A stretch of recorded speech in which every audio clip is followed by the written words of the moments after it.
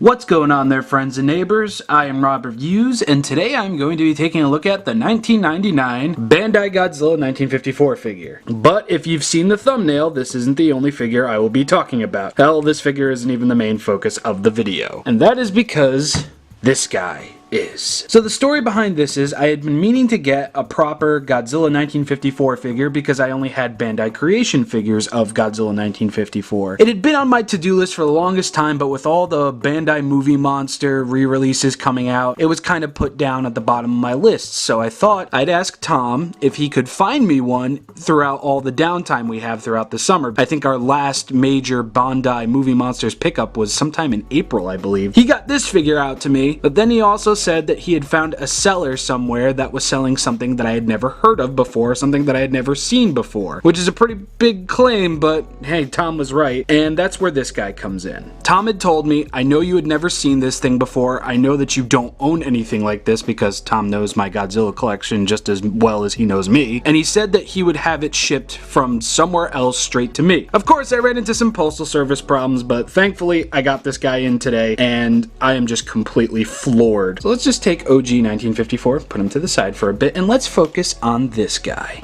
So this guy is officially known as the Tsuburaya Translucent Godzilla 1954 Bandai figure. There was two versions of this figure. This sepia brownish red tone version, and there was a crystal gray version as well. Both are on sale in the year 1999, which was the year celebrating Eiji Tsuburaya's 100th birthday. I believe there was a whole big major event for it, and there was only a few of these really made. I don't know an official number on that. I'm getting most of this information from Clawmark Toys, and that's all I could really find on the figure. Just that they were limited. They're a little hard to find, but they're not stupid expensive. Like even on Clawmark Toys, they're $65, and you know, this is a piece of Godzilla history, obviously, so that's a pretty decent price to be paying. So essentially, everything you get with the Bandai 1954 Godzilla figure is what you're going to be getting on this figure, only obviously no paint. So this guy is a pretty lovely looking boy, I gotta say. Sure, he might be the same color as Muddy Water, but hey, who's counting? I guess you really can't call this video a review, it's more so just a showcase of what this figure looks like. You know, it almost looks like he's got sparkles over here, but I'm pretty sure that's just the detailing on the dorsal plates. Here's a closer look at the dorsal plates. You can see that's just detail. I really don't think those are sparkles or glitter or anything like that. I mean, you can see his teeth, you can see a little bit of his tongue, you can see his eyeball, you can see his ear.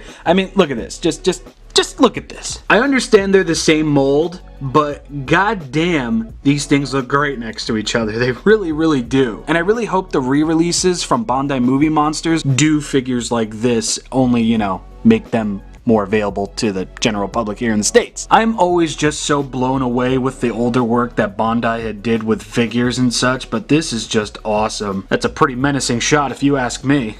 So again, everything you would be getting with this figure comes on this figure, it's just minus the paint. I just really, really love displaying these two next to each other. So again, I guess you really can't call this a review video, more so just a showcase. For anybody that had never seen or heard about these figures, hey, maybe they'll find it interesting. I just really wanted to put a video of this up because I couldn't find any. But if there are any videos of this guy out there, please link me in the comment section below. I love this figure so very much. I mean, I love both of these figures, but seriously, Tom, you've done some amazing things for me in the past over these 2 years that we've been friends, but I think this absolutely takes the cake. Thank you so much, dude. I owe you. I mean, in all honesty, I owe you for both of these figures because 1, I didn't own one of these, 2, I didn't know this thing existed. Seriously, Tom, thank you so much. So let's end this video off somewhat traditionally with a size comparison. So here we have our translucent boy next to the Bandai Shin Gojira figure and an unfinished Kyoto Godzilla 1989 model kit. Here is our translucent boy next to the Ghost Godzilla Funko Pop, and here is my collection of all my 1954 Godzilla figures. Starting from the left is the 2014 Bandai Creations Godzilla 1954, our brand new translucent boy, our brand new classic